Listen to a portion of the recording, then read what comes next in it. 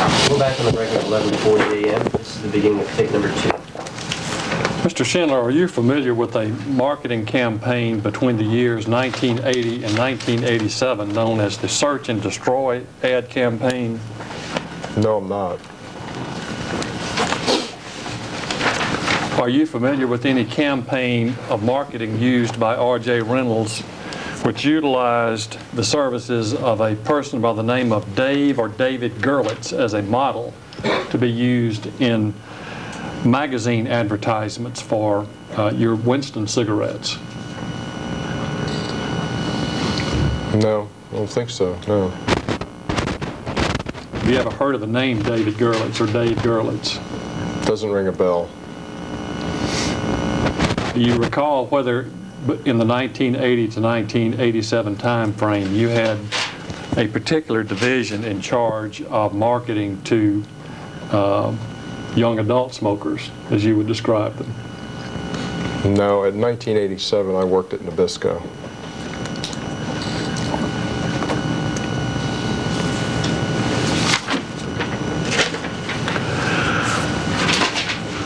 Would you agree,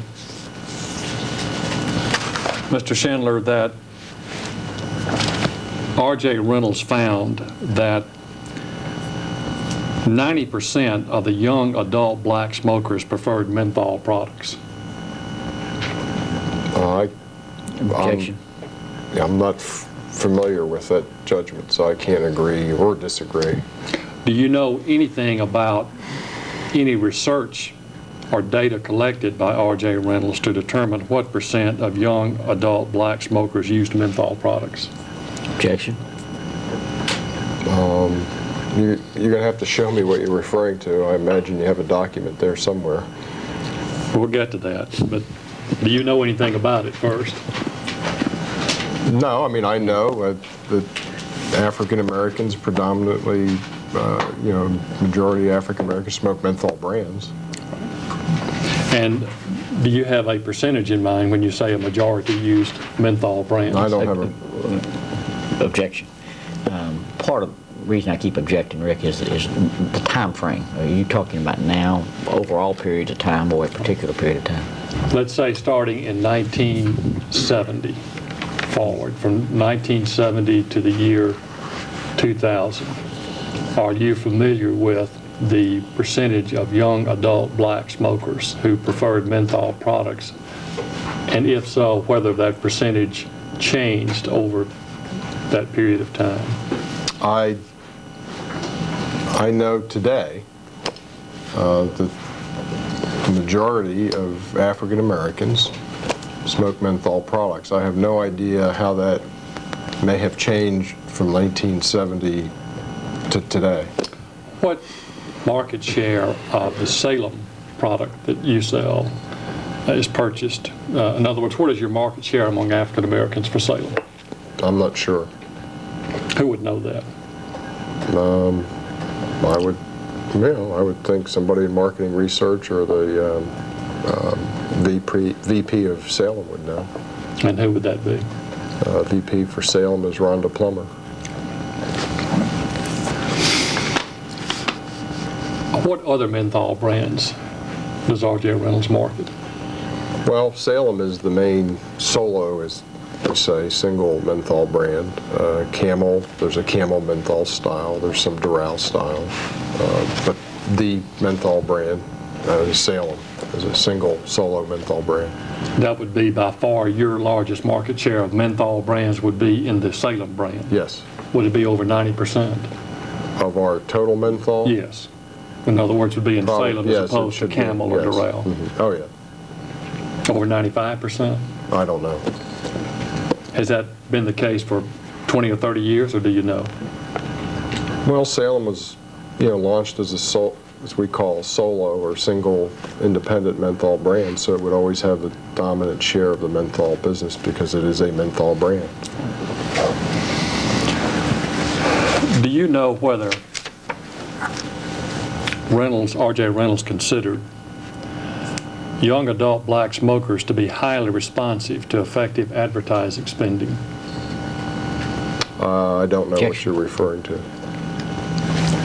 I know you are familiar with this document, the Diane Burroughs memo from February of 1984. You've seen that before? Sure, I have seen that A one. number of times. Yeah. All right, let's mark that as a next. We got some copies of that down there.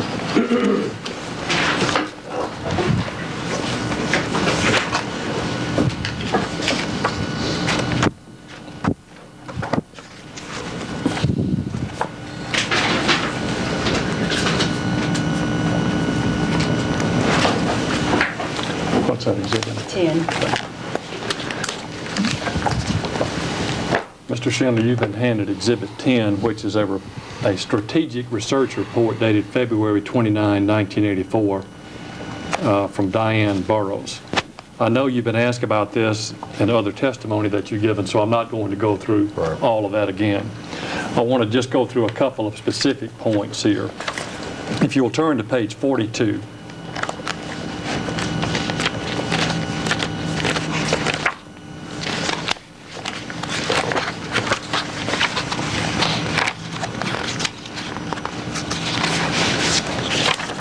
Yes. Under blacks at the bottom of the page, Yes. do you see that it reports, since the cool phenomenon began in the 1960s, younger adult blacks have moved increasingly to menthol products, which have accounted for 90% of the younger adult black market in recent years. Do you see that? Yes, that's what that says. Do you have any reason to suggest that that's incorrect? No, this is what it says in the document.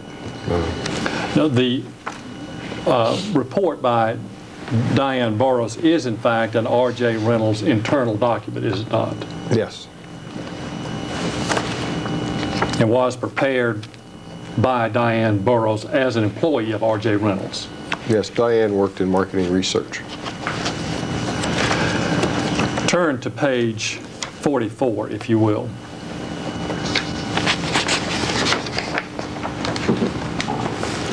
And under key points, the second item, younger adult black smokers appear to be highly responsive to effective advertising spending.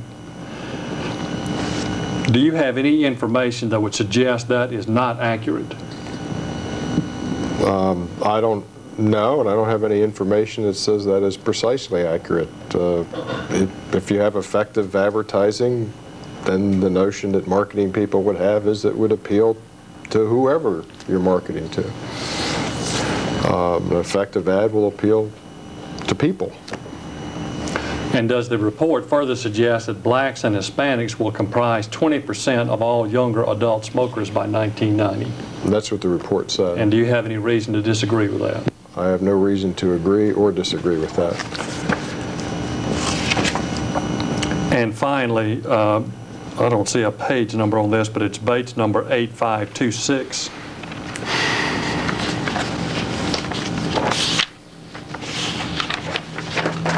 Do you see a chart in the middle of the page about current male smokers by starting age? Yes. And do you see that by ages 19 to 20, 84% have started smoking, that are going to smoke? It says 19 to 20, 84%. Yes. And that's in accord with what you said earlier today, isn't it? Yes, and I believe the source for that is HEW. It says at the bottom. And you have no reason to disagree with those figures in that chart, do you? No, I don't.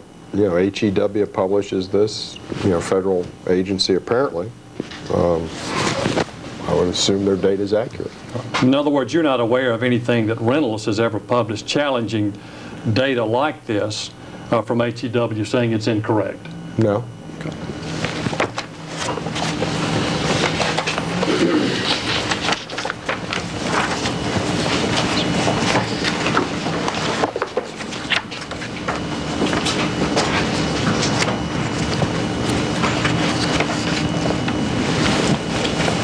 And this is going to be what?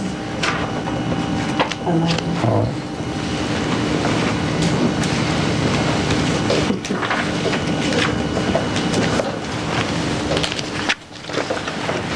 Page number 6555. You've been handed Mr. Schindler, a document marked Exhibit 11.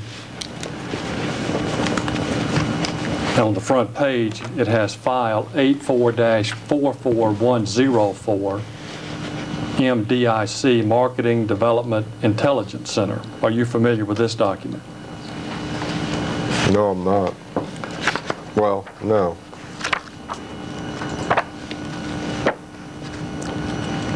No.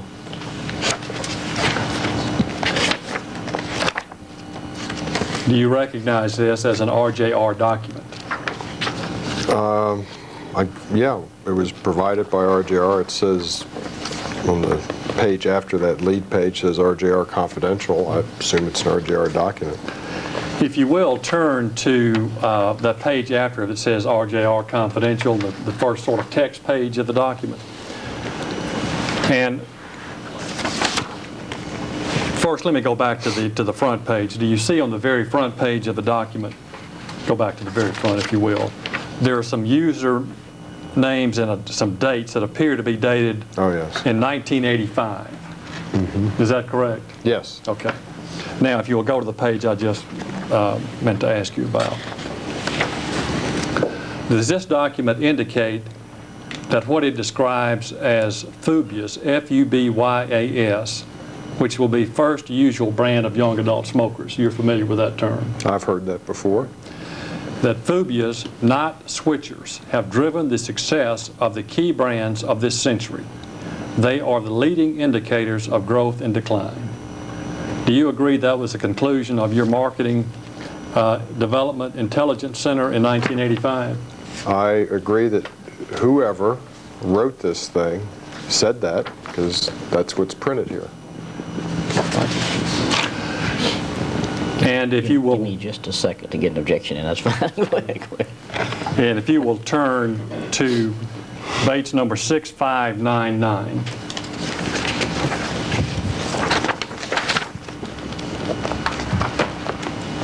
Yes. We're on a different page here. 6559. 6599. 6599. I'm getting spaced out.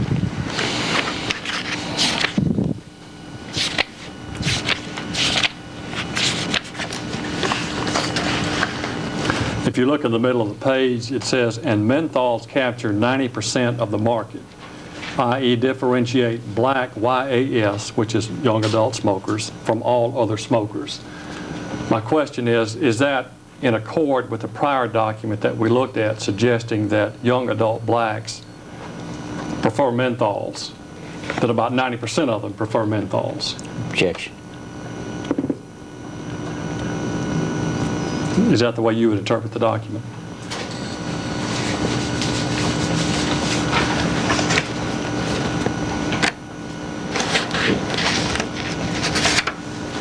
This isn't a trick question. No, I know. It's just... I guess that's what it's saying. A couple sentences and a bunch of numbers. All I'm asking you is, does it tend to confirm the information we looked at in a prior document just a moment ago? I think the Diane Burroughs document, that roughly 90% of young adult black smokers prefer menthol brands. Objection. I think that's what this is suggesting, yes. Go to page 6602.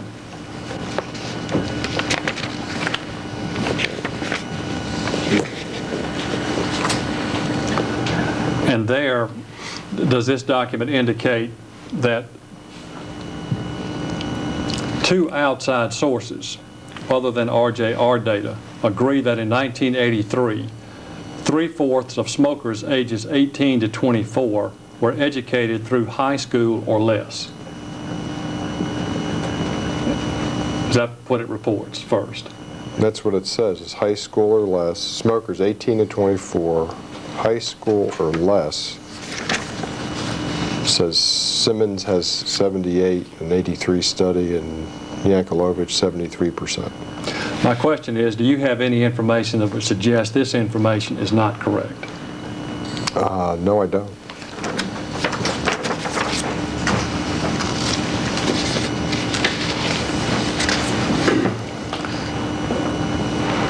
And if you turn to page 6605 for a minute, please. 6605? Yes.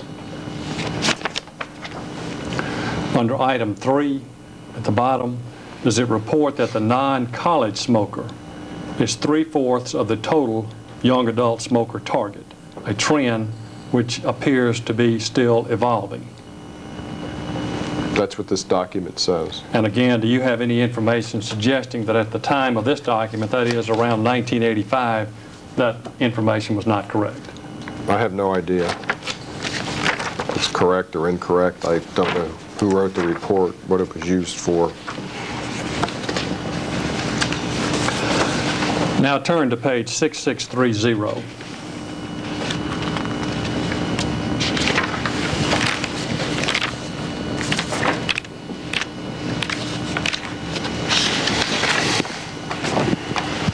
Under item 4 at the top, excitement, quote, the edge, end quote. The desire to live on, quote, the edge, end quote, not only differentiates Fubius, that is the first usual brand young adult smokers, from older smokers, it also appears to be a particularly leverageable idea, i.e. it is growing. Do you have any information to suggest that this information from your marketing department was inaccurate? I don't have any to say it was inaccurate. I sure don't have any to say it was. I mean, this is a very subjective sentence here. The edge, phobias, which is a really bizarre concept. So, to me, this sounds like a lot of theory that somebody dreamed up that they tried to put some numbers to. And if you go back to page 6624,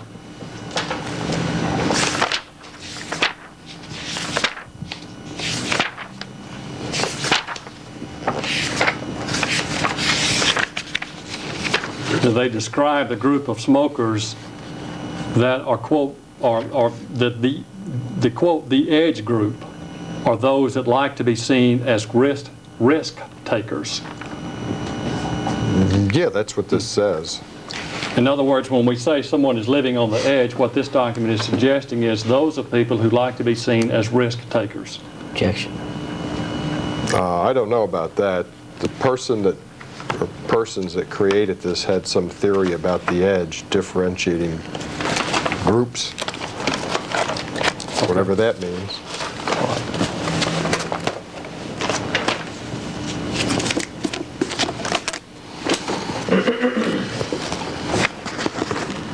Had you seen that document before? Did I ask you? I don't remember. This one? Yeah. I've never seen this before.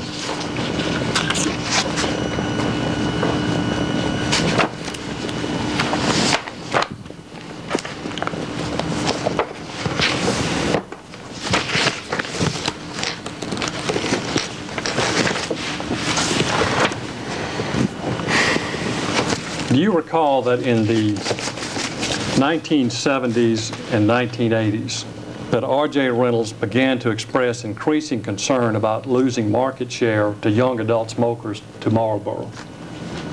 Well, in the 70s and 80s, and today, there's always a concern about Marlboro's market share growing and us losing market share. But particularly there was a concern about losing young adult smokers to Marlboro by RJR, wasn't there? Yes, there's been an issue of total market share loss, lack of demographic representation of some of our brands with younger adult smokers. And RJR was attempting to take steps to remedy that trend. That is, what appeared to be an increasing sales trend for Marlboro beginning in about 1965. Is that correct? Objection. Well, Marlboro's been growing since the Marlboro Man campaign and Marlboro Country since the early 60s. And that was a concern to RJR that you may be losing young adult smokers to Marlboro during that time. There was definitely a concern of losing market share and that Marlboro's growing.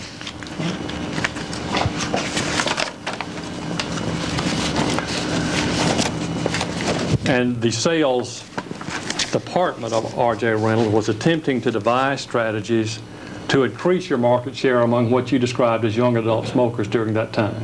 beginning in the 1960s. The sales department? Your marketing department, I'm sorry. Well, I don't know about the 60s. I know that in the 80s there was a lot of discussion about market share among younger adult smokers. I don't know what people were doing in the 60s. I was in the Army, in college and so forth. We'll save time to pass on that one.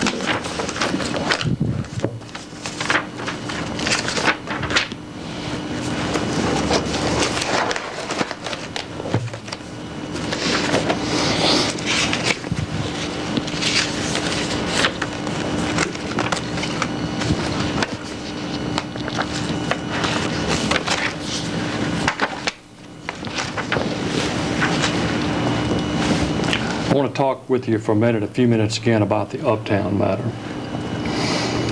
Do you know whether after Dr. Lewis Sullivan made a speech at the University of Pennsylvania that I believe you discussed earlier, and I think that was in February of 1990, in which he criticized RJR for attempting to market a cigarette to blacks? Do you recall that?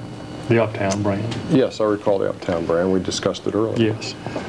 Did RJR attempt to contact any U.S. senators or congressmen for the purpose of having them contact the Bush administration to complain about the remarks of Dr. Sullivan? I have no idea.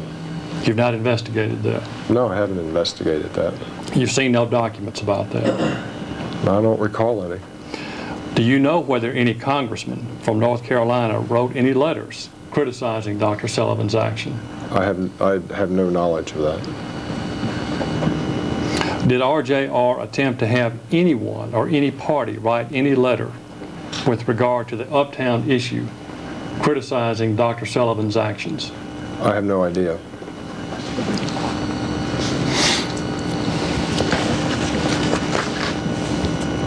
Did RJR contact the White House, to your knowledge, during that time period about Dr. Sullivan and his activities, his anti-smoking activities? I have no idea. Have you asked anybody at your company to investigate that issue? No, I haven't.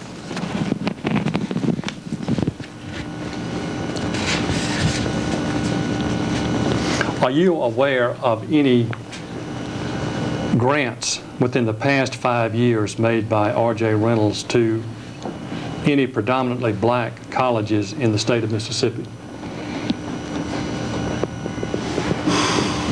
No, not personally. No. There seemed to be some hesitation. Well, you're asking, am I aware of any grants made to predominantly black colleges in the state of Mississippi? And I don't know of any personally. Do you know of any indirect funding, whether it be by grant or otherwise, to any predominantly black or African American colleges in the state of Mississippi by R.J. Reynolds in the last 5 years? No, I do not know.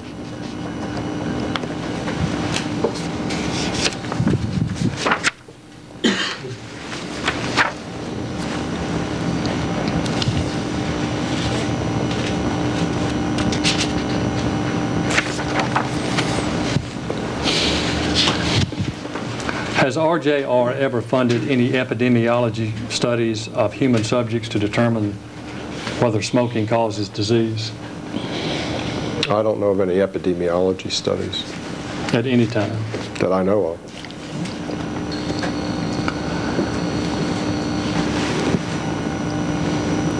If I were to ask you who at R.J. Reynolds is the most knowledgeable person about asbestos and smoking issues at R.J. Reynolds, who would that be?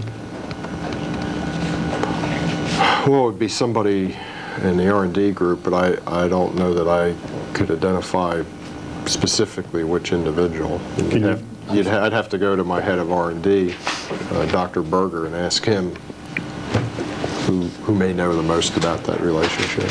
Could you give me the names of 2 or 3 people who would likely have information about the issue of asbestos and smoking? Well, I suppose Sam Simmons, who's in R&D, Dr. Simmons, because he's accountable for knowledge on all the smoking and health issues. I would guess that he'd be the, if I had to pick one, that'd be the best one to go to for starters.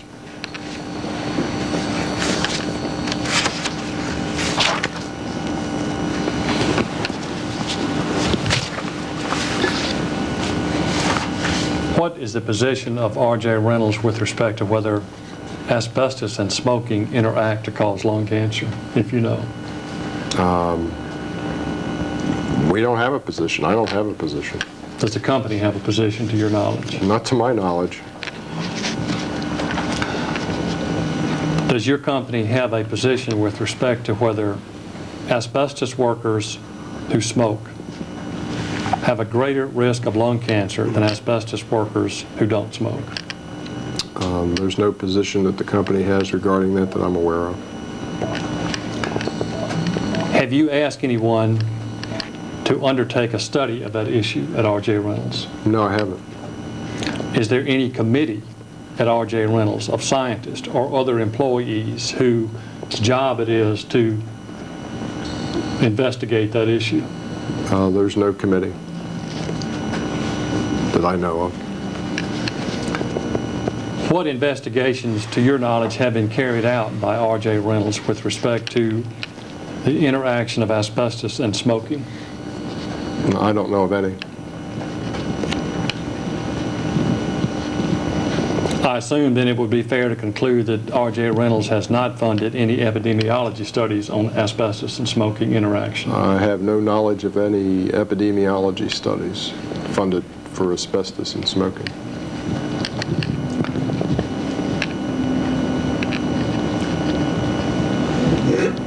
Does R.J. Reynolds have a position with respect to whether asbestos in and of itself is a carcinogen which increases the risk of lung cancer among workers exposed to asbestos? I'd say no.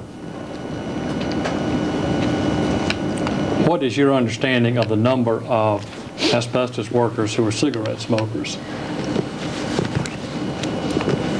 I don't know. Have you seen any documents at R.J. Reynolds which discuss that issue? No, I haven't. Have you talked to anyone at R.J. Reynolds, either a scientist or other investigator, about whether anyone at R.J. Reynolds has any information about the percentage of asbestos workers who are smokers? No, I haven't. Have you looked at or studied any R.J.R. Reynolds documents pertaining to asbestos and smoking? No, I haven't. Do you know anything about the publications of a Dr. Irving Selikoff on asbestos and smoking? The only thing I know is when this case materialized as something I would be given a deposition in, I believe I heard that that doctor did some sort of research, or probably some type of research back in the early 70s. That's all I know. But you've not read any of his papers? No. Do you know whether RJR has ever attempted to convey any information in the past, starting in 1968, to asbestos workers to advise them of any increased risk of lung cancer if they smoke cigarettes? What's the question again? Beginning in 1968 forward, Right. Do you know if R.J. Reynolds ever made any attempt to give any special warning to asbestos workers of any increased risk of lung cancer as a result of smoking? I don't know of any attempt by the company to give special warning to asbestos smokers who smoke.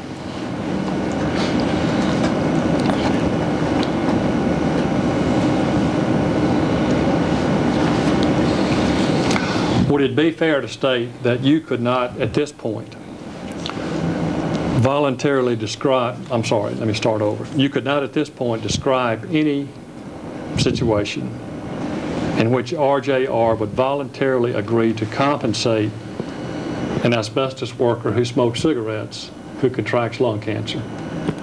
Objection. Can you repeat that, please? Okay. There's a lot in there. Could you read it back, or do I need to You reading?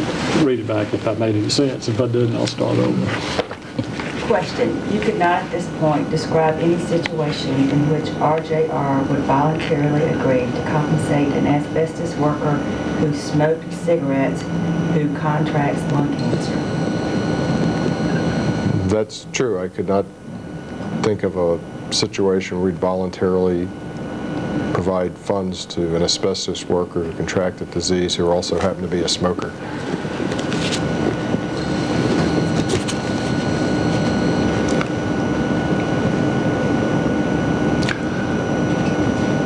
there any outside consultants that RJR has used who are not consultants for litigation purposes, who have expertise in the field of asbestos and smoking? I don't know.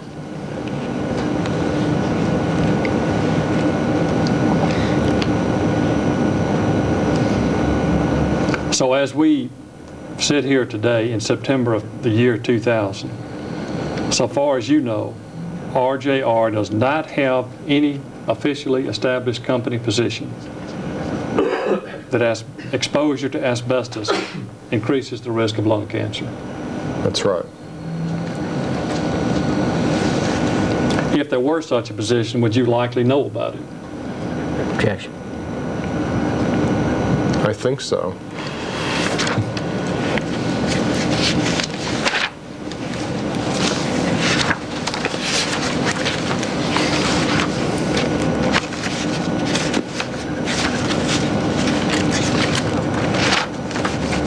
I want to talk to you about your web page for a few minutes now.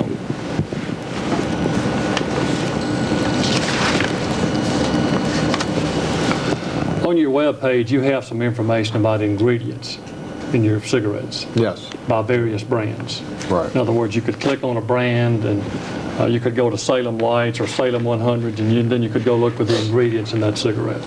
Right. Does RJ Reynolds provide anywhere on its website or in any other form information about the byproducts generated by the pyrolysis of cigarettes?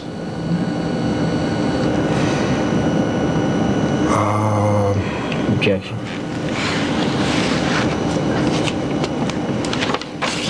I don't think that's on the website. I mean, we've got the ingredients, by brand and that sort of thing.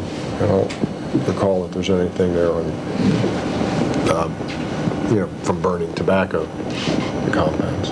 Do you have any plans to add any information to your website about potential carcinogens generated by burning cigarettes? I don't think we do at this point in time, but we're always, discussing the website. Website's a fairly new thing over the last year, and it's updated from time to time. In your list of ingredients that you do provide, do you designate which, if any of them, are considered to be carcinogens? I'm not sure. Do you know which, if any, of your ingredients, either in the raw form or when burned in a cigarette, are carcinogenic? Do I know personally? Yes. No. Has anyone in the company told you? Well, we have an R&D group that's accountable for reviewing all of the ingredients to ensure that they're consistent with appropriate use in this product form, which burns these materials. Both an internal toxicology group. It's part of our product stewardship philosophy of the company, which I'm sure you've also seen in the website, is to oversee this process to ensure that we don't do anything to increase the inherent risk of the product, which means a thorough review by our own toxicology product folks, as well as outside experts, to review the ingredients that we use to ensure that they're not in some way increasing the inherent risk of the product. So that review relative to carcinogenity or whatever is taking place out of the R&D group to ensure that we're on solid footing relative to our product stewardship philosophy and designing products that are sold to the consumers. If your website does not currently provide information as to which of your ingredients are carcinogenic, do you intend to revise your website to do so? I don't know that it needs to be revised. You just don't know one way or the other. Right. Now, when you say that, do you mean, I don't know whether we already list ingredients that are carcinogenic, or I don't know whether we have any carcinogenic ingredients in cigarettes? Yeah, I don't know if we do, in the manner in which they're used, and the amounts that they're used. And that's all reviewed by R&D folks. What is the current position of RJ Reynolds with respect to whether cigarette smoking causes lung cancer? My position is that it's significant, smoking has significant inherent risk to it. That if I'm a smoker, and that by smoking I'm using a product that has inherent health risk, and that may contribute to the development of certain diseases. And that's my view. That's essentially what's on the website, as you know. Can you make an unequivocal statement that smoking causes lung cancer? I can make an unequivocal statement that cigarettes significantly increase the risk of certain diseases, to include lung cancer. Could you answer yes or no as to whether, in your opinion, and based on the information you've been told by your scientists, that cigarette smoking causes lung cancer? Yeah, my position is, and what's on that website, is that cigarette smoking has significant and inherent risk and increases the risk of certain diseases in some people. That's what I believe. And that we also have a responsibility to work on addressing that risk in every way that we can, both in terms of conventional products and developing new products such as Eclipse. Are you willing to admit that in any person who's ever smoked any cigarette manufactured by RJR, from the introduction of Camels in 1913 to the present, has ever contracted a lung cancer due to smoking your cigarettes? As I've said, just a few seconds ago, I believe that if you smoke, that includes our products, obviously, you have significantly increased the risk of certain diseases, and smoking may contribute to the development of those diseases in some people. Or it may not. Well, it may not, but I think that by saying it's significant inherent health risk is a pretty substantial statement, and in terms of the risk of the product that everybody's aware of. Also, the commitment of this company to work aggressively on trying to design products that have the potential to reduce that risk, I think is further evidence of the seriousness that we take behind recognizing we have a risky product. Would it be a simple matter to state on your website that based on the number, strength, and consistency of epidemiological studies, and the fact that it is plausible from a biological perspective that smoking can cause disease, R.J. Reynolds Tobacco Company believes that it is reasonable to conclude that smoking is a cause of lung cancer, heart disease, emphysema, chronic bronchitis, and other diseases? I think you know my position and the positions taken on our website, that smoking significantly increases the risk of certain diseases. That's what we say on the website. That's what I believe, and we do everything we can do to reduce that risk. And I think it's a reasonable and plausible position to take with regard to this product, and that's the position we've taken on that website and the position I'm articulating to you here. Is there a distinction between what you've just said and a statement that R.J. Reynolds believes that it is reasonable to conclude that smoking is a cause of lung cancer, heart disease, emphysema, chronic bronchitis, and other diseases? Objection. I am telling you what I believe, that if you smoke, you are engaged in a behavior, as I believe as a smoker, that has significant and inherent health risks and may lead to the development of those types of diseases. That's what I believe. And that is what I am stating, and that's what has been stated essentially on the website. Well, and I don't see any particular reason to change that. It provides no guidance to us on how to improve the product, which is where the fundamental issue is to us, to try and figure out how to address the risk associated with this product. So I am very comfortable with what we say and very comfortable with what I believe and very comfortable with what we're doing as a company to try and address the risk in this product. All right, I want to be sure I understand exactly what your position is, Mr. Schindler, and what I'm trying to ask you now is that position, as you have stated it, in your mind, any different from saying that R.J. Reynolds believes it is reasonable to conclude that smoking is a cause of lung cancer, heart disease, emphysema, chronic bronchitis, and other diseases? It is different than the position that we have stated, that I have stated here. My belief is that cigarettes significantly increase the risk of certain diseases, and that we have an obligation as a company to work to address that risk, which we are doing. Isn't it true that when your company was in the process of putting together the website, that one or more persons within your company in fact suggested the very language that I read to you as the language that should appear on your website with respect to smoking and the cause of disease? It's possible. You don't know that? Well, I don't know for a fact. I mean, you've got some language there, and we discuss this issue all the time. The significance, whether you say can, may, could, probably, The important issue here is to recognize that this is a risky product. And past that is to what are we doing as a company to address that risk.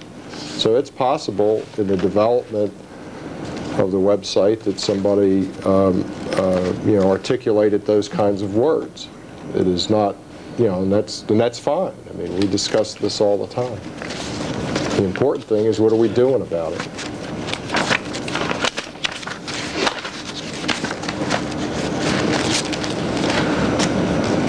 I'm going to have to make an extra copy of this because I just got this yesterday. I'm going to hand you what appears to be a document produced by R.J. Reynolds in the Ezell Thomas case. It's marked draft October 15th, 1999, Smoking and Health, version 1.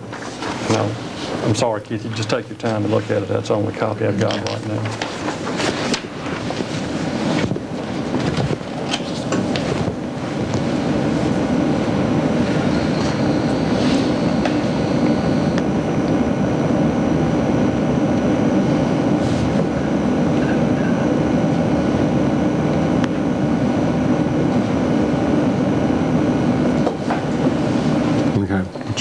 Let's mark that as whatever the next exhibit number is, and we'll substitute a copy later.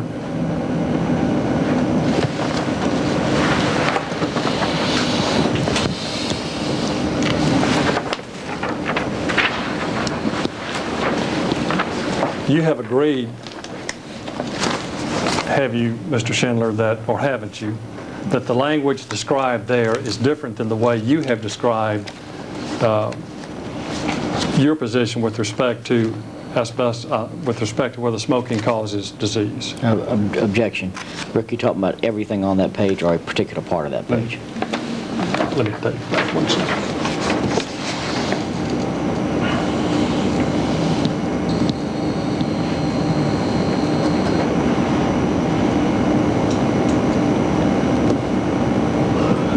The first 2 paragraphs on that page are different than your position with respect to whether smoking can cause disease, isn't it? Well, the first paragraph says R.J. Reynolds Tobacco Company believes that cigarette smoking significantly increases... You got to slow down so she can get up. I'm sorry. R.J. Reynolds Tobacco Company believes that cigarette smoking significantly increases smokers' risks for and can contribute to the development of a number of diseases such as lung cancer, cardiovascular disease, and chronic obstructive pulmonary disease. Now read the second paragraph. Based on the number, strength, and consistency of epidemiological studies and the fact that it is plausible from a biological perspective that smoking can cause disease, we believe it is reasonable to conclude, as public health authorities have for many years, that smoking is a cause of lung cancer, heart disease, emphysema, chronic bronchitis, and other diseases. Are you willing to stand by that statement? That was Objection. Which statement? Those first 2 paragraphs that you just read. I have told you that my view is that cigarette smoking behavior significantly increases the risk of certain diseases and may contribute to the development of those diseases in some individuals. That's what's on the website. That's what I'm articulating. This is a draft that I guess was developed during the process of developing the website. If I get in a room with my key R&D people and we discuss these issues, there's somebody, at least one individual, that says it can. Other may say probably. Several say may.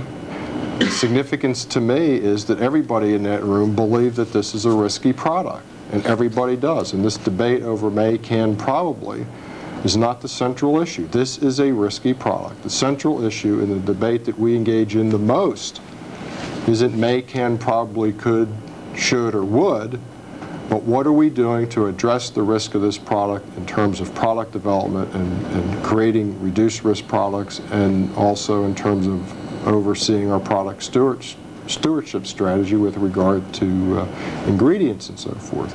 And that's where we all agree. It is fundamental that if you work in a key position in this company, you better believe that this is a risky product, certainly in a key marketing or certainly in a key R&D group. And everybody does. This is a draft that somebody put on the table, You have our website, you have my position, and that's where I stand, and that's where the website is. So the short answer to my question is you are not willing to stand by the first two paragraphs that are on that page as the position of R.J. Reynolds. Objection. The position of R.J. Reynolds and my position is the one that is on that website and that I have articulated to you numerous times in this discussion. Mr. Schindler, is it true that it is plausible from a biological perspective that smoking can cause disease? I am not a doctor or a PhD medical researcher, okay? So to ask me, is it plausible, is asking somebody who is not a scientific expert to render a judgment on that term. Isn't your website designed to be read by members of the general public? Yes. Does your website state that this position is only to be articulated by doctors within the company? No, you're asking me about plausibility, yes. And I take that to be a scientific sort of thing, and I'm not able to render a scientific kind of judgment. The position on the website is, and the position I'm articulating here is very clear. Believe this is a product with significant and inherent health risk, and also believe that we need to devote resources to trying to figure out how to address that risk. And that is all through the website. Who at the company suggested the language that based on the number, strength, and consistency of epidemiological studies, and the fact that it is plausible from a biological perspective that smoking can cause disease, we believe it is reasonable to conclude, as public health authorities have for many years, that smoking is a cause of lung cancer, heart disease, emphysema, chronic bronchitis, and other diseases? I don't know who did that draft. Do you know of anyone within the company who espoused this position? Probably Don DeBathese, but I'm only guessing. I mean, there's a lot of drafts on the website, so that precise one, that precise language, it's hard for me to say that's, this language came from this person because it's not on there. It doesn't identify who the draft came from. Did you specifically disapprove this language? We discussed all sorts of drafts. We ended up with the website that we have and the position I'm articulating to you today. Who made the final decision on what goes on the website? Well, I would be the final decision. So did you specifically reject this language? It's not on the website. Does that mean you rejected it? I guess so. Now, is it true, I'm going to go to something else in the page on Exhibit 12. In addition, we believe, as the U.S. Surgeon General and other public health officials have consistently stated, that no cigarette is safe. Do you agree with that? Yes. All cigarettes do and should carry the Surgeon General warnings. Do you agree with that? Yes. On your website, you don't state that all cigarettes do and should contain or carry the Surgeon General's warnings, do you? I'm not sure, but we all certainly believe that. I mean, it should have a Surgeon General's warning on there. And the last sentence, and it is uncertain whether lower yield cigarettes provide smokers with any health benefits. Do you agree with that? Yes, there's an uncertainty around that. Lower yield referring to tar. Yes.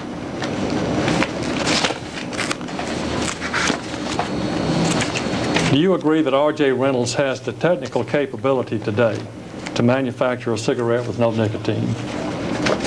We don't have that ability today. Have you ever had it?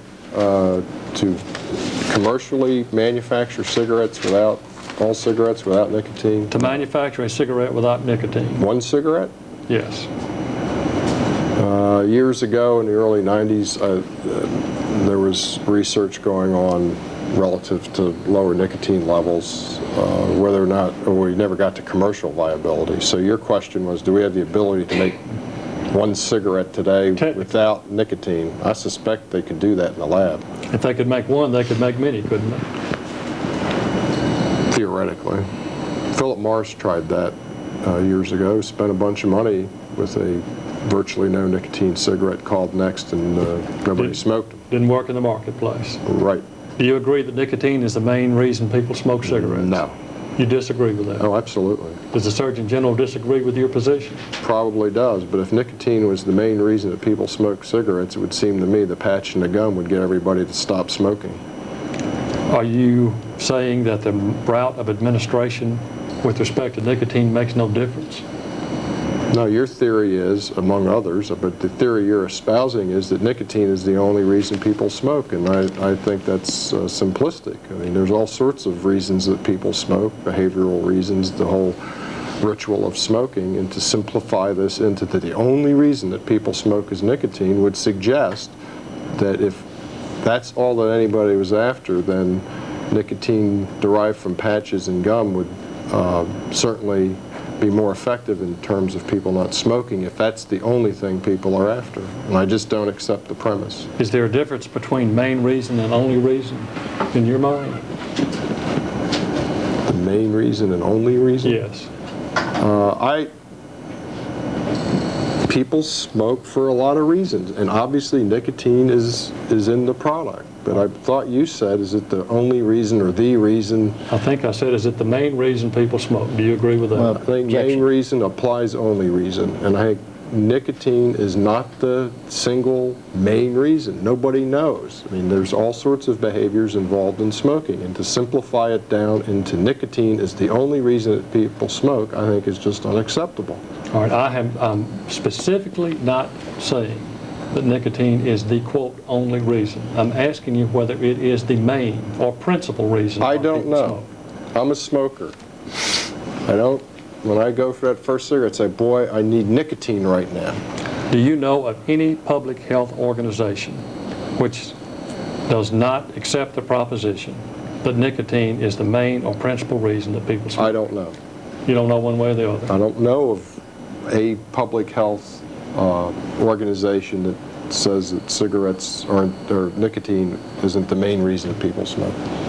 Do you know of any that say that it is the main reason people smoke? I imagine a lot of public health people suggest that that's the only reason people smoke is for nicotine, and I think it's a theory that has very little foundation and has not been proven. And you contend you're more qualified to make that judgment than they are?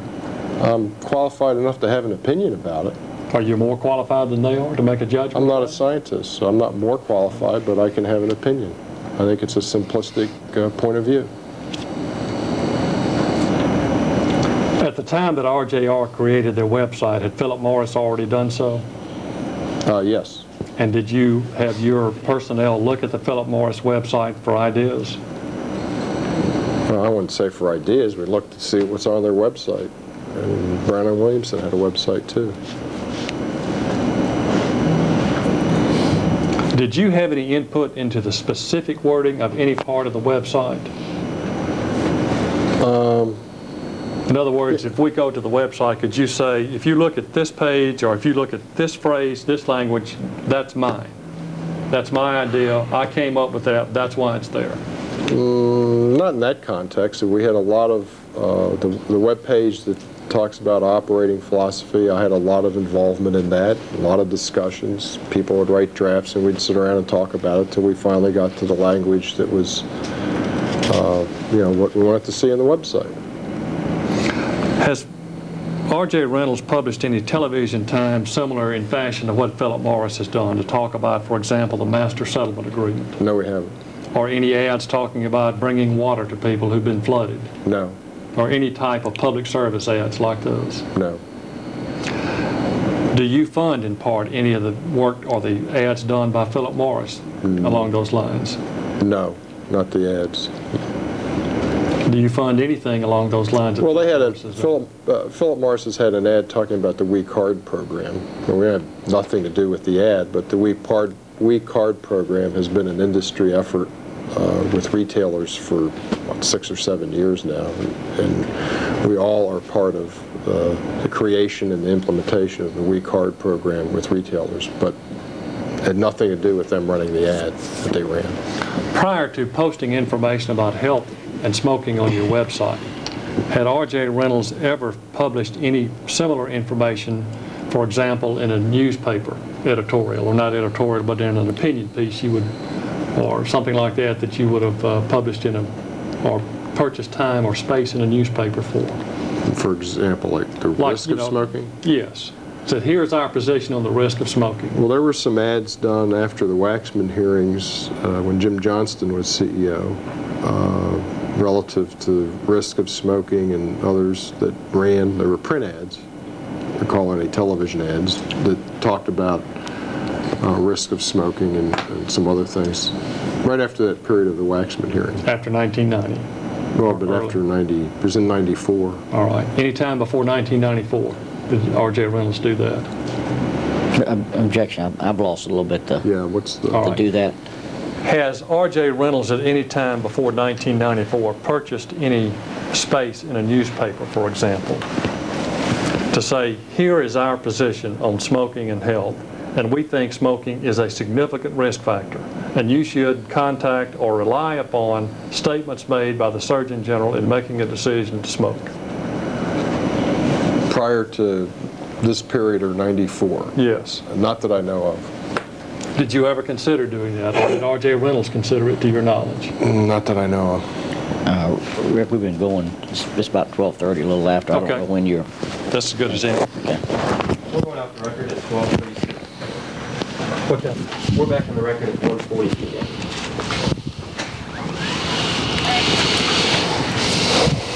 Good afternoon. Good afternoon, Mr. Foreman. Mr. Schindler, what year was the Master Settlement Agreement signed? It was November of 98. And you became CEO in what year? Became CEO of Reynolds Tobacco Company in July of 95, and then chairman and CEO of Reynolds Tobacco Holdings when we were spun off in June of 99. The We Card program that you discussed earlier with respect to efforts to prevent youth smoking, when did that start? I think in 95, 94, 95, somewhere back in that period. What was the specific impetus for that program? A desire on the part of the industry to reduce youth smoking by encouraging retailers to train their employees to enforce the law, card people who are buying this age-restricted product. Prior to that time, was there criticism of the industry for allowing sales over the counter to minors in convenience stores? Well, Objection. the industry does. We don't sell cigarettes. I mean, we don't have retail outlets, so we're not, directly in line with the actual sales transaction. So I don't recall any criticism to the industry about the sales transaction, which is what you're referring to. I mean, the criticism is about marketing and that sort of thing. But there's the whole issue of underage smoking, and so we felt, working with our retail partners, that we'd come up with this program to encourage them to train their people to effectively card. Let me ask it this way then. Was there criticism of the industry in the sense that critics were saying the industry was aware that retail outlets, particularly in convenience stores, were selling cigarettes to minors, and that the industry was aware of this and was not taking sufficient steps to prevent that?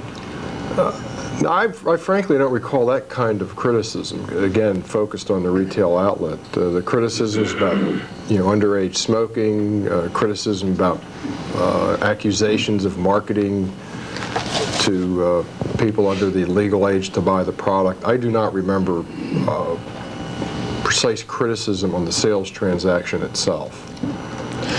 You've testified in the past about the fact that your compensation is dependent to some degree on sales of the company.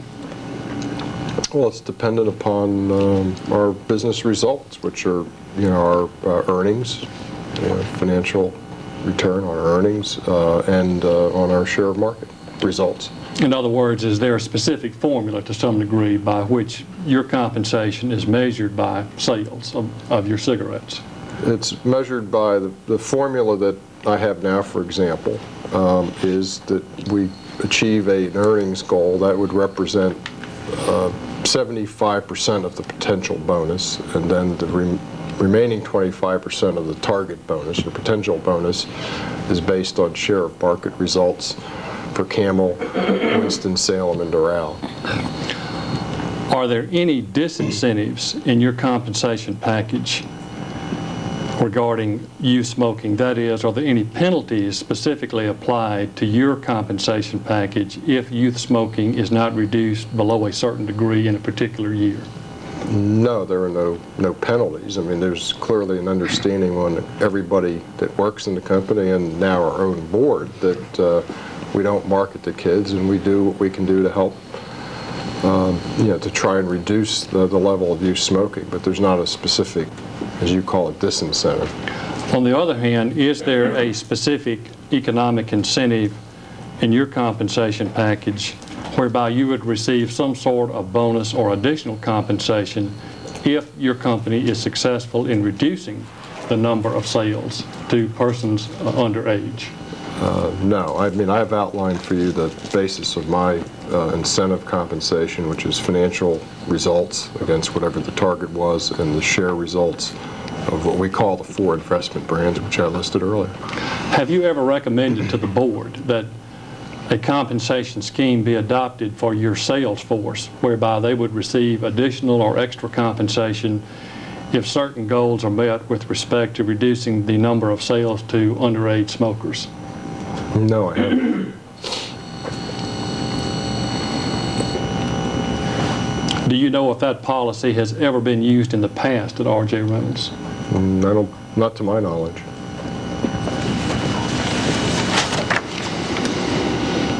You agree that persons under age 18 are not capable of making an informed and rational decision about smoking? Objection.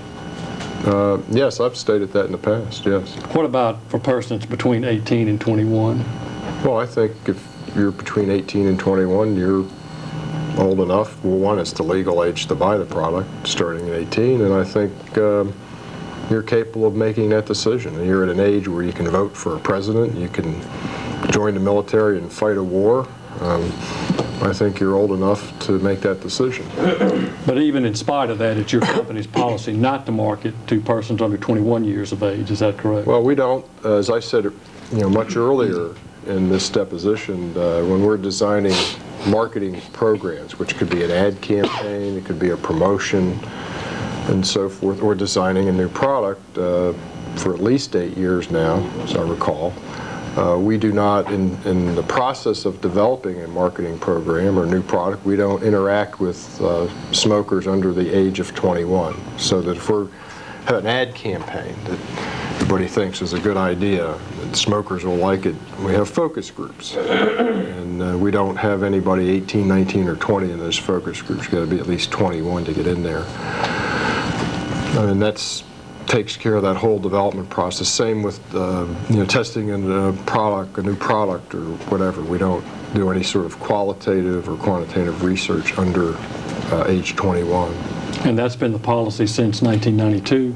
I believe it was 92 when that was established. Do you agree that it would be unethical and immoral to promote the sale of cigarettes to persons under age 18? Objection. Under 18? Yes. Yeah, I think it'd be wrong to do that.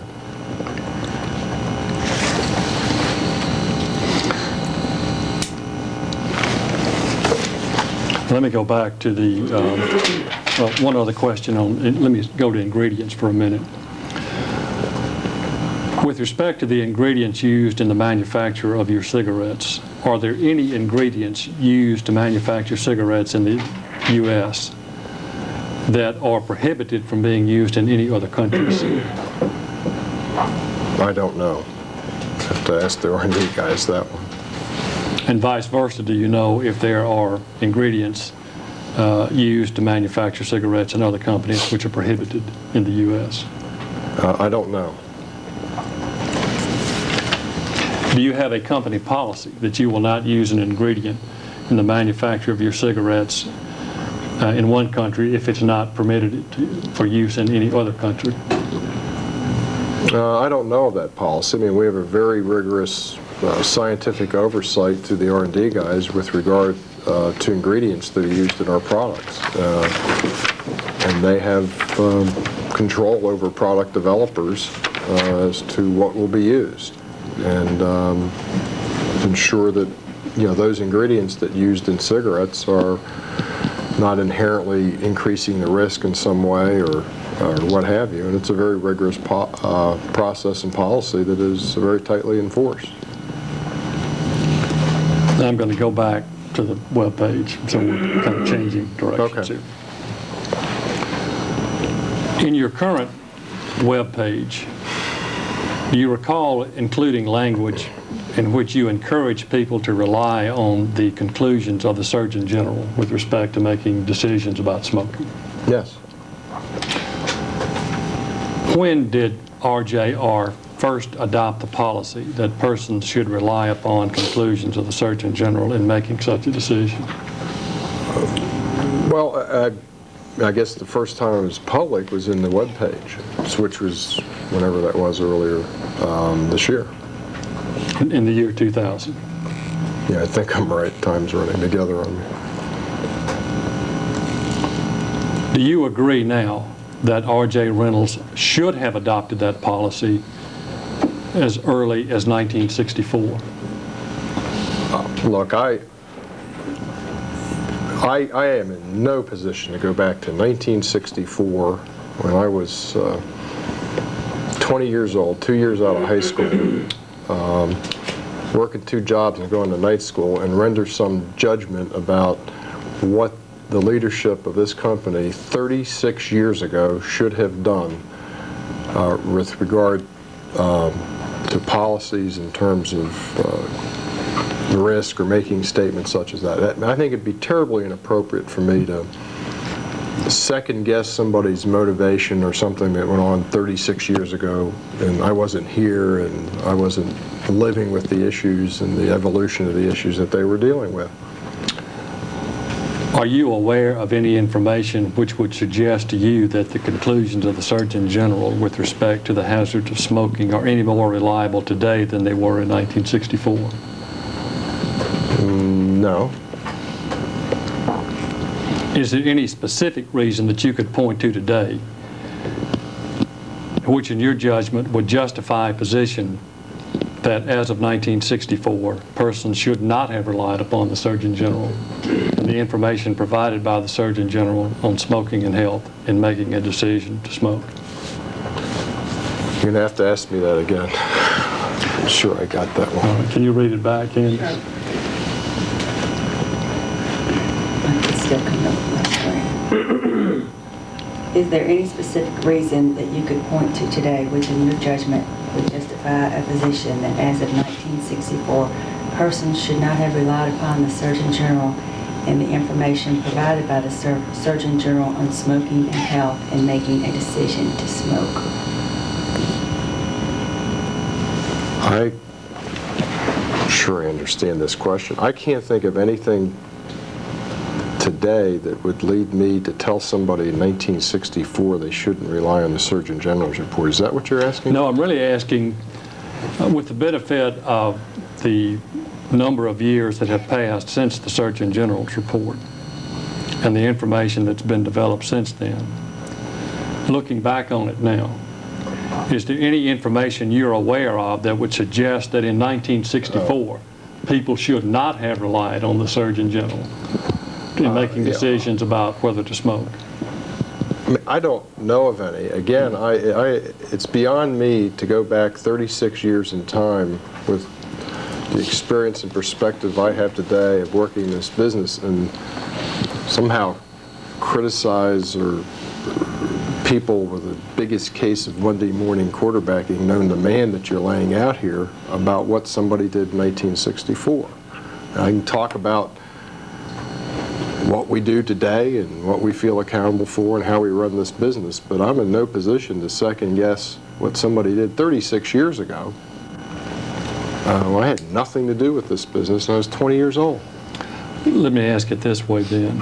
Have any of your scientific advisors provided information to you suggesting that the conclusions of the Surgeon General in 1964 about smoking and lung cancer were not reliable at the time? No.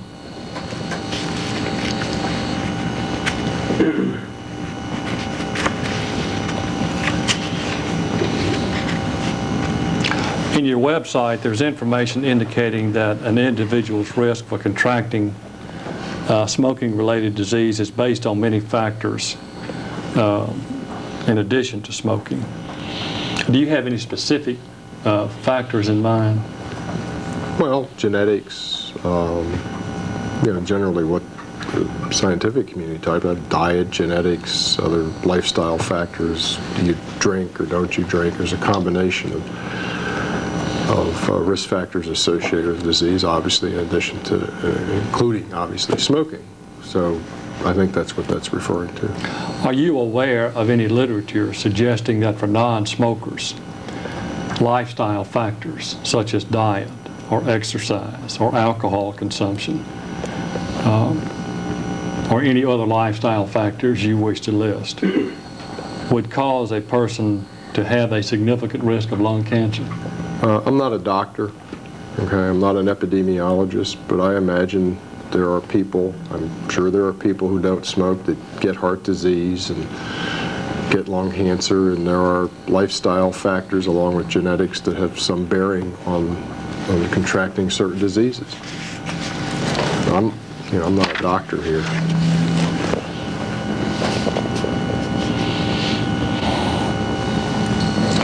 When did R.J. Reynolds first adopt the position that smoking was a risk factor for lung cancer, as opposed to a denial that smoking was a cause of cancer? Objection. Well, I'm not sure. I mean, I joined the company in '74 and obviously didn't spend any time with R&D people or lawyers or anybody else when I joined the company. When I joined the company, I perceived the product as having health risk. I felt that all my life. Exactly when in the process risk factor or significant inherent risk became a policy, if you will, I'm not sure. It's what we've articulated in the website. It's what I've articulated in various depositions. It's what I believe, and it's consistent with what I believed when I joined the company. Do you believe that R.J. Reynolds should have advised the general public of the risk of lung cancer from smoking based on epidemiological studies as of 1964? Objection. Well, I can't, again, we're back in a period of time where it's impossible for me to render a judgment about what should have or shouldn't have been. But my goodness, there's been warning labels on this product, since the mid-'60s, 30-some years. There was certainly a tremendous amount of public awareness as to the risk of smoking. I mean, I was in high school in the late 50s and the early 60s. I perceived the product as having health risk. So inside of that knowledge that existed in society, for me to say, well, in 1964, when I wasn't even here, 36 years ago, Reynolds should have done something different. I mean, it's impossible for me to answer that, since basically everybody knew the product was risky. You had people writing about it, Surgeon General's reports, warning labels. So you mean back in 1964, you are in that time frame? Well, before the Surgeon General's first report and warning labels shortly thereafter, and all the discussion about the risk of smoking that preceded that Surgeon General's report. I mean, I was just part of society as a fairly young person, and I was aware of that, or certainly developed a perception that cigarettes were risky. If that is true, is there any need for a website today by R.J. Reynolds to advise the public about the hazards of smoking? Oh, I think there's a need for a website.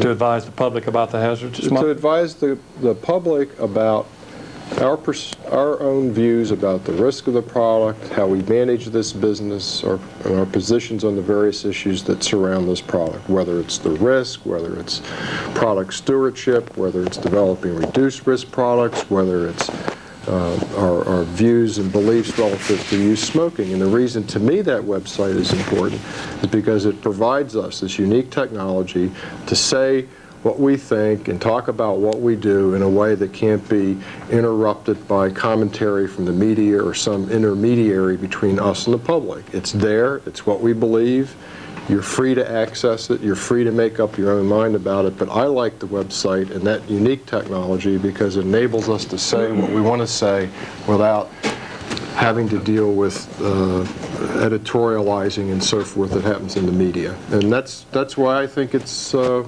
great technology and something that we've taken advantage of. Specifically with respect to the risk of lung cancer and the respect of other diseases associated with cigarette smoking, do you have an opinion about whether RJR, strike that, with respect to the specific risk of contracting a smoking-related disease, is it your opinion that the public understanding and appreciation of that risk is greater in 1998, let's say just before you posted your website, as compared to 1964, or is it the same? Objection. Or is it less? Oh, I don't think it's less. I don't know if it's more. And somebody would have to have done studies in '64 and done studies in '98 or '99 and somehow compared that data. It certainly was understood in society that I grew up in as a young person back then that it was a risky product. I don't think that perception of risk is less today. As to whether or not it's meaningfully more, I don't know. You'd have to do some sort of survey to discern that. So would you agree then, with respect to advising the public of the risk of smoking-related disease, your website really doesn't provide any more information than the public already knew? I'd say the information it provides is that people understand that we believe this is a risky product, because we have been continually portrayed as believing that we don't believe that this is a risky product. And I like the website because it conveys that very clearly to the public, that R.J. Reynolds Tobacco Company and the folks that work here perceive that this product is risky and believe it and work to try and reduce the risk. I would say that that's probably new news to somebody. Because of the way we are continually portrayed. In your website, you indicate that the smoker's risk of getting lung cancer is approximately 14 times that of non-smokers. Do you know the source for that information? I do not know the precise source, but I'm sure that, or confident that our R&D people got that information out of various epidemiology studies. Are you aware of any prior occasion in which RJR had compared the risk of lung cancer among smokers to non-smokers and conveyed that information to the general public? I'm not aware of any.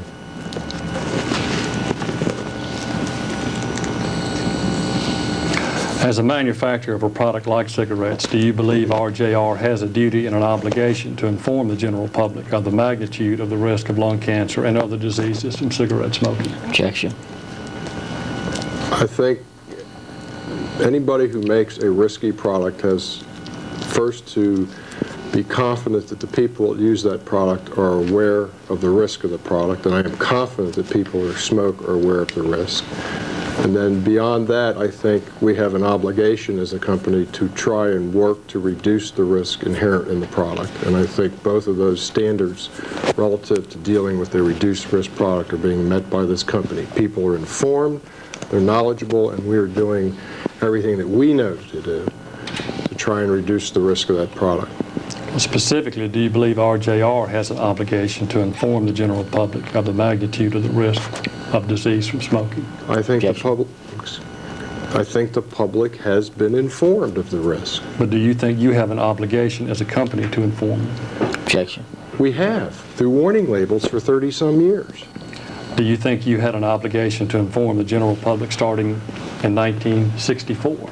I refused to try and inject myself back into a period where I was 20 years old and render some judgment that back in 1964. I'm incapable of doing that. Do you know of any reason why a smoker in 1964 would not have wanted to know the risk of contracting a disease from smoking? I think smokers in 1964 knew that this product had significant risk. Do you think they knew the magnitude of the risk? You mean statistically? Yes. They may have, based on everything that was being written back in those days. And do you have anything you base that opinion on, or that statement on? Growing up during that period of time, I was aware, everybody I knew was aware of the risk of smoking. The specific risk and the magnitude of the risk? Objection. That I don't know.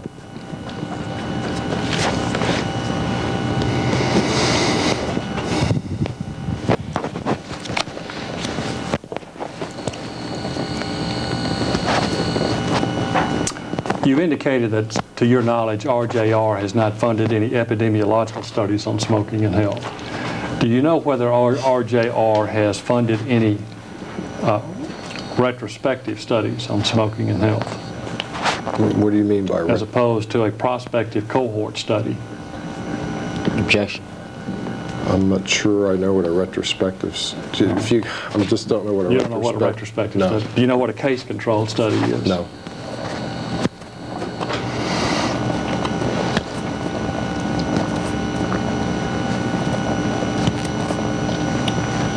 What new information did RJR have in 1999 and 2000 at the time you posted information on your website about the hazard of smoking that you did not have in 1964? I have no idea, since I don't know what was going on in 1964.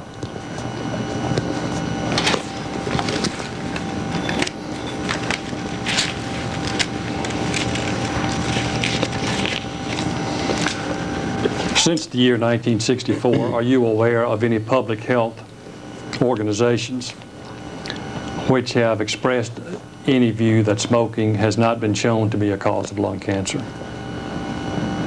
No, I don't know of any public health organizations that have done what you just said.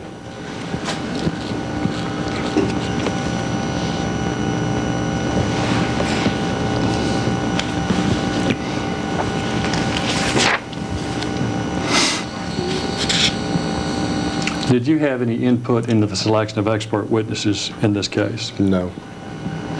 Do you know who they are? No.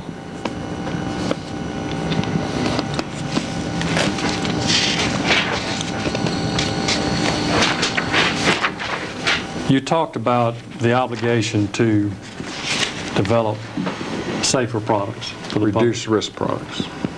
Is there a difference in reduced risk products and safer products in your opinion? In my opinion, yes. And what is that difference? Reduced risk acknowledges the risk of the product and acknowledges that you have the potential to reduce it. When somebody uses the term safer, to me, it implies safe, and I think that's an appropriate place to go with regard to this product. As long as it's something that you're lighting up and causing some form of heating or combustion. So our strategy articulates reduced risk. I don't like the term of safer or safe, that type of thing, because there is no such thing as a safe product, and I don't like, not like us getting into that zone of using that word. And you would agree that the term safe or safer cigarette should not be used with respect to the Premier or Eclipse cigarette as well? Is that right? Yes, I don't, Okay. you know, some people have done that in writing about it, but it's not something that we do as a company. Prior to the publication of information on your website in the year 2000, did R.J. Reynolds take any steps to provide information to the general public about the issue of smoker compensation? That is, with respect to smoking lower tar, lower nicotine cigarettes, not financial compensation. Objection. Not that I know of. How long has Reynolds been aware of the issue? And let me just say for the record now, unless I'm specifically using compensation in the context of financial compensation, I'm talking about compensation Smoking, with respect to low tar. smoking low tar, low nicotine cigarettes. How long has R.J. Reynolds been aware of the issue of compensation in smoking? Well, I don't know exactly, but probably as long as people have started to do studies on low-tar cigarettes. You know, so low-tar cigarettes materialized basically through the 70s, and then people started to do research or write about the compensatory behavior that if you smoke a full flavor and you go to a lights, that you might take more or stronger drags on the product and sort of compensate for the less smoke or whatever in a full flavor. And there's been a lot of discussion and debate and research on that. And does compensation, is it greater in the beginning of the transition from full flavor to lights? Does it diminish over time and all that? But that issue's been around a long time, so I would say our scientists and company knew about it and talked about it and looked into it whenever it became a public issue, or an issue with public health folks. So was that in the late 70s or 80s? I'm not sure when that all started. Do you agree that R.J. Reynolds should have advised the smoking public about the potential health hazards of compensation in smoking lower tar, lower nicotine cigarettes when it became aware of it? Well, it's... Objection. No, I don't agree with you. I mean, it's something that's debated. It's an individual thing. Is it... I mean, I'm not sure you would be telling them. So I don't... This has been an issue that's been discussed and debated for a long period of time, and it's not clear to me where in that whole process Reynolds should have said, well, if you smoke a light cigarette, it may not be you, it could be somebody else taking a drag on a cigarette that is stronger than 9 milligrams of tar. It's not clear to me at all that somehow the company, in the midst of this whole studying of this issue, should have been communicating with smokers about compensation, something as complex as that. Do you agree that the market for lower tar, lower nicotine cigarettes developed because of the public's desire for cigarettes they believe to be less risky? I'm not totally sure. I'm sure that had something to do with it, but I'm also sure today that people like light cigarettes because of taste, not unlike the beer category, where light beers were created and marketed from the standpoint of less calories, and now people just like light beer. So somewhere between risk reduction or perceptions of that and just liking the taste of a lighter product has been part of the development of this category. And I would point out that it wasn't just the industry dreaming up, let's have lower tar cigarettes. It was also a very strong position of the public health community to try and reduce the amount of tar in cigarettes, which the U.S. industry led over the years. Would it be fair to state that the main, not the only, but the main reason for the development of lower tar, lower nicotine cigarettes was in response to demands from the public for cigarettes that are less risky? I would say demands from public health people. And from the public? Well, the public, I'm not sure, I'm not sure how the public would demand, I don't know how the public at the point at which you embark down this path would demand something that wasn't there.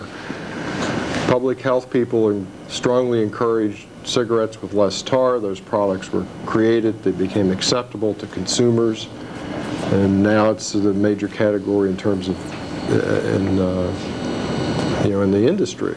So it's part, a risk perception, support of public health people, efforts by the industry and smokers encountering these products and liking those products, whether it's taste today, whether it's some perception of less risk. I think it's a whole bunch of factors. Have you read the report of the FDA published in August of 1996 with respect to assuming jurisdiction over cigarettes as nicotine delivery devices? Have I read the report? Yes. No, I did not read it. Do you know what I'm talking about? I'm aware of what they were proposing, yes. Do you know what position they espoused as to whether the reason cigarette companies develop lower tar, lower nicotine products? No. Do you know whether they rejected the contention that it was done by the cigarette companies in response to requests, pleas, or demands from the public health authorities? Well, if that's what they said, I wouldn't agree with them. Do you believe that when the public began to purchase and smoke lower tar, lower nicotine cigarettes, that they were aware of the potential increased hazard in smoking those cigarettes if they compensated? Objection. First, you're assuming there is a potential increased hazard, which I don't think anybody's ever proven. So Do I think people are aware of something that you're suggesting that no one's ever proven? I don't know. In other I'll words, answer that. okay. In other words, it's your position then that there was never any benefit at all to the public from buying low tar, low nicotine cigarettes insofar as the risk to the person's smoker's health is concerned. Objection. I don't know. You had cigarettes that had 30-some milligrams of tar. People were concerned about the health risks. Public health people, everybody. So they said, gee, would it be a good idea to make cigarettes that had less tar? I think the weighted average of cigarettes in the market today is somewhere probably about 12 milligrams overall cigarettes versus 30-some milligrams in the late 50s and early 60s. Just judgmentally, I think smoking public is better off with the weighted average being about 12 milligrams of tar versus 30-some milligrams of tar, because what you're implying is that we should stop making light cigarettes and let's just make cigarettes that have 30-some milligrams of tar. I don't think that'd be a real good idea. No, I think I'm asking you whether you should have, do you believe you should have informed the public that if they were smoking, for example, a 12 milligram tar cigarette, that if they compensated by covering ventilation holes or drawing deeper or taking more puffs, that they may in fact be inhaling as much tar as smoking a much higher tar cigarette. In terms of FTC numbers, we're following the rules and procedures and process for saying what the tar is in a cigarette is defined by a governmental agency. But you know, if they want to change that procedure to like gas mileage, for example, depending on how you drive this car, you may or may not get 17 miles to the gallon or 25 miles to the gallon. That's fine. We are bound by the regulation that governs this. but isn't it true, Mr. Schindler, that the tobacco industry, including R.J. Reynolds, has criticized the FTC method of measuring tar and nicotine in cigarettes as completely unreliable? It's not unreliable. It is precisely accurate on what it measures. It does not measure, and this has been a discussion going on for years with the FTC of do they want to change the methodology, but it's accurate in what it measures. It does not replicate all the various smoking behaviors that somebody or smokers could have relative to a given product. And isn't that exactly why the tobacco industry, including R.J. Reynolds, has been critical of the FTC method as not providing realistic, reliable information to the public about how much tar and nicotine they're getting from low tar and low nicotine cigarettes if they compensate in smoking? Objection. I don't recall us being on some grand scheme to be critical of the FTC. The current methodology does one thing. If you want to provide a range of what somebody might experience, it requires a different testing methodology. And if that's what the FTC wants to do, and if they want our help in doing it, we're open to doing that. Do you support changing the FTC method of measuring tar and nicotine? I don't have a problem with it. Do you support it? Well, tell me what the method is. Do you support a change? I would support a change if it's a valid methodology, but that's a very open question. I mean, it has to do with what's the methodology, what's being reported. But I don't, in principle, yes, I would support some methodology that be more like gas mileage if that's what everybody wants to do. And you can come up with a valid way of doing that. Do you believe that the average smoker would want to know if there's information available indicating that if he or she smokes a low tar, low nicotine cigarette and compensates in doing so, that the intake of tar and nicotine will be higher? I don't know. I mean, I've never done research on it. They may want to know, and it also may be lower than what they think they're getting too, depending on how they compensate in smoking. Are you familiar with any studies suggesting that in compensation, smokers actually get lower? Sure, it's intakes possible. Of tar and nicotine? Well, yeah, in our R&D group, they have a range. Here's what you get off an FTC method. You get somebody below that, or you get somebody above that. In compensating? Sure. Okay. It stands to reason. With respect to the Premier cigarette, were you involved in the marketing of that cigarette? No. Is that cigarette being sold today by Reynolds? No. Do you have any plans to reintroduce it? No. How does the Premier cigarette compare to the Eclipse cigarette in terms of, quote, biological activity, end quote? Very, very close. And how does Reynolds define the term biological activity? Well, we're getting into a very technical area here. If you want to go much further, you probably need to get some R&D guys, but it's various kinds of tests, skin paintings on mice, Ames test, and various things that are testing that the R&D folks do. Do you define it on your website as impact on animal cells and tissue? Yeah, that would be skin painting. Biological activity is not designed to provide a measure of risk of hazard to humans, is it? I don't think so, but you need to talk to the R&D folks. I'm not a scientist. You don't attempt to predict reduced risk for humans through reduced biological activity in animal testing, do you? No. How does Premier compare to Winston or Camel cigarettes with respect to biological activity? You're asking me a scientific question I can't give you the scientific data to. Do you know how it compared to a standard reference cigarette? It would be less, but again, I am not a scientist, and if you want to persist in scientific questions, I think you're better served to ask it of scientists. Did Reynolds ever publish any data or make any data available to the general public as to, in comparing the biological activity of Premier to your other brands? I don't know. Who would know that? Gary Berger, head of R&D. Do you contend that the Premier cigarette presented less risk of lung cancer to the smoker than smoking, let's say, your Winston cigarettes? The claim that we make is that it may present less risk. This is for Premier now, is that? I'm sorry, I was to Eclipse. Ask the question about Premier again. With respect to Premier, did you contend that Premier presents less risk to the smoker, or let's say, just to save time, lung cancer, heart disease, or emphysema, as compared to your other brands such as Winston or Camel? No, the company made no reduced risk claims on Premier. Did you ever petition the FTC for permission to market Premier as a safer cigarette? Not that I know of.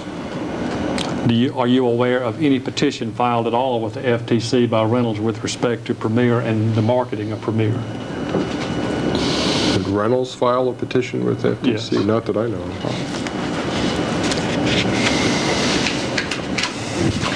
With respect to Eclipse, well, first of all, I assume that it's fair to state with respect to Premier, there was never any long-term human biological testing of Premier. I don't know. You're not aware of any? Never heard of any? I don't know what you mean by long-term either. Well, did you measure people smoking Premier in any health measures over any period of time, if that's the only cigarette they smoked? I don't know. Have you ever heard of any such work being done? No. All right, with respect to the Eclipse,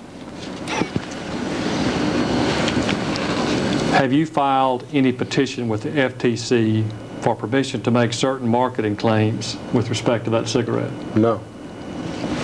Have you written a letter to the FTC? No, but they've written a letter to us. They've had a petition from some public health folks about the claims for them to look into it, and they're in the process of doing that. So Reynolds has not contacted the FTC in any manner that you're aware of, requesting permission to make any health-related claims at all with respect to Eclipse, or any claims of reduced risk from smoking Eclipse? No. No, that's not correct, or no, that hadn't happened? No, we didn't petition the FTC. We did visit the FDA and outline for them the product, the research, and what the claims we were going to make. Are you aware of any research and development efforts by any foreign manufacturers to manufacture a so-called safer cigarette? None that I know of.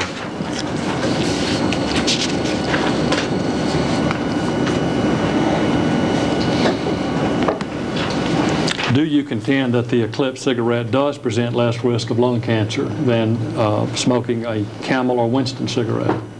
That isn't what we say. We don't say it does. We say it may present less risk.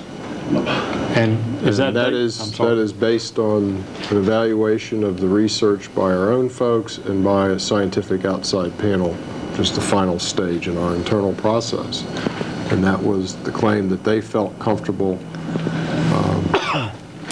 with, based on some of their own research and evaluation of research that had been done on the product. Is that based upon any long-term human testing?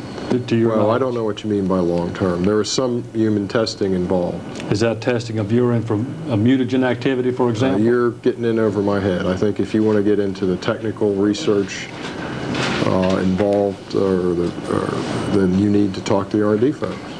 Are you aware of whether it involves testing of any humans for any ultimate health outcome?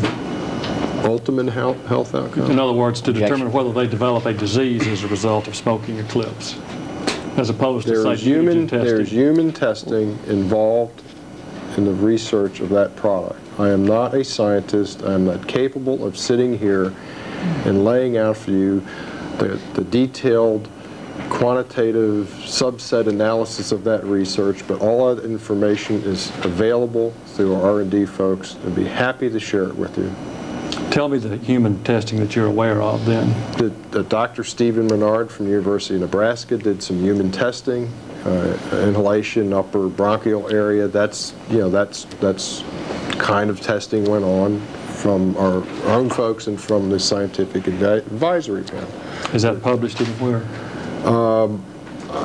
They're in the process of publishing. I'm not sure if Dr. Bernard's stuff has been published yet, but I know they're in that process of him publishing his research, as well as the advisory panel's overall assessment of the product. They're in the process of publishing. Do you know enough about the research to discuss, for example, how many human subjects were involved, No. and over what period No. of time they were tested, No. and what results they were No. testing for? No. Let him finish the question. Well, I know you're asking the questions and I'm supposed to answer them, but I am not a PhD microbiologist, inhalation toxicologist, or an MD. And all of that information is available from our R&D resources. Are you aware of any findings by your outside researchers involved in the Eclipse project that have indicated that Eclipse increases the risk of carbon monoxide concentration in the blood?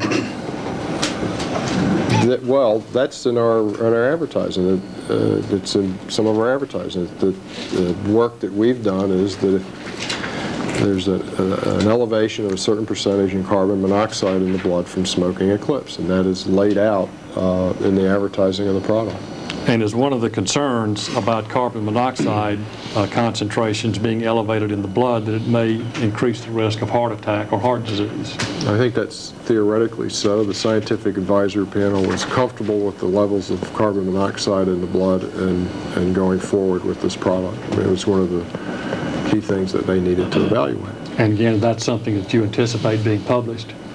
Yes, it's already public knowledge. In fact, I think some of that's already been published along the way as people have studied and reviewed Eclipse. Are you aware of any recent literature suggesting that outside scientists have concluded that the Eclipse cigarette may not be safer because of the substantially increased carbon monoxide concentration in the blood from smoking that cigarette?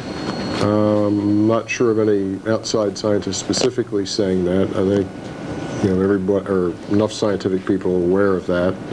Again, the scientific advisory panel, as well as our own scientists, felt comfortable with that reality in terms of marketing the product. What specific health claims are made now in your advertising for Eclipse? That Eclipse may present less risk of lung cancer, chronic bronchitis, and possibly emphysema. Do you quantify to the extent to which that risk may be lessened? No. Do you intend to do so? No. Do you have an opinion, or have you been told by your scientific advisors about the extent to which the risk is decreased? I've never heard anybody try and quantify it. Do you agree that smoking Eclipse does not reduce nicotine blood concentrations? Yeah, that's probably right. Would you agree the same would hold true for Premier?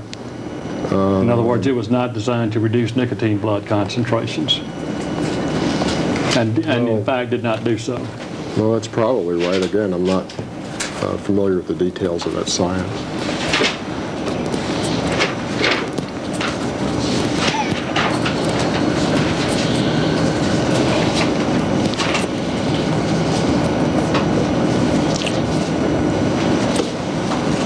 Has the FTC initiated any kind of enforcement action against Reynolds with respect to the marketing of Eclipse? No.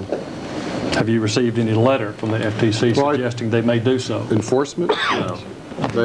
They received a petition from some public health folks questioning or asking the FTC to investigate the validity of the claims, and we're in the process of beginning to meet with the FTC.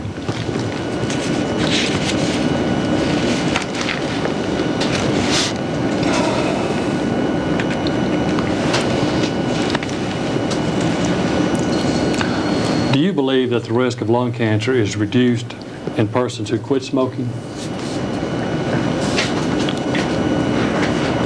Well, I would say that's probably right. I mean, if a behavior increases the risk and you stop doing the behavior, one would surmise that that would reduce the risk. Does that tend then to confirm in your mind that if smoking increases the risk and stopping smoking decreases the risk, that smoking is probably a cause of lung cancer? Well, we're back where we were earlier today. I believe that cigarette smoking significantly increases the risk of certain diseases. If you engage in that behavior, you have increased the risk of certain diseases. If you decide to stop that behavior, it stands that you would reduce the risk because you're no longer engaging in the behavior. Do you have an opinion, or do you have information from your scientific advisors about the extent to which stopping smoking reduces the risk of cancer, or the circumstances under which it would reduce the risk of lung cancer? No.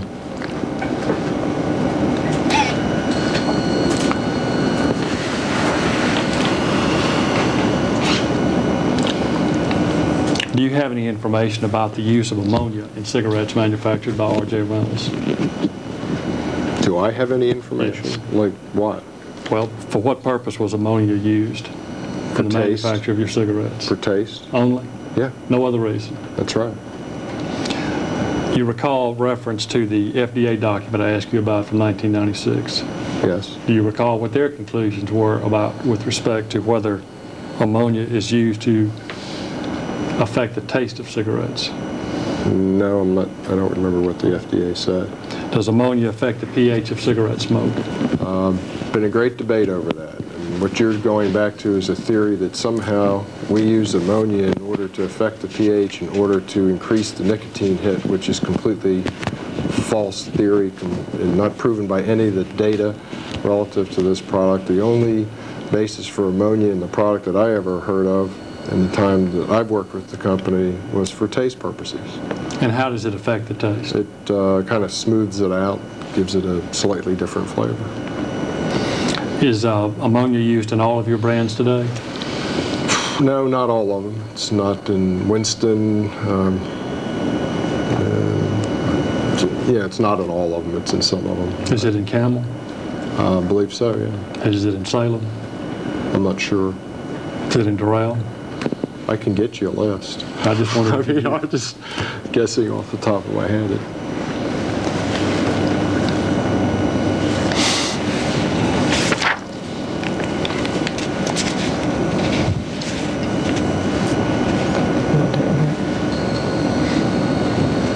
Are you aware of any change in the definition of addiction since publication of the Surgeon General report in 1988? No, but I'm reasonably sure there's a change in the definition from the mid-60s to 1988.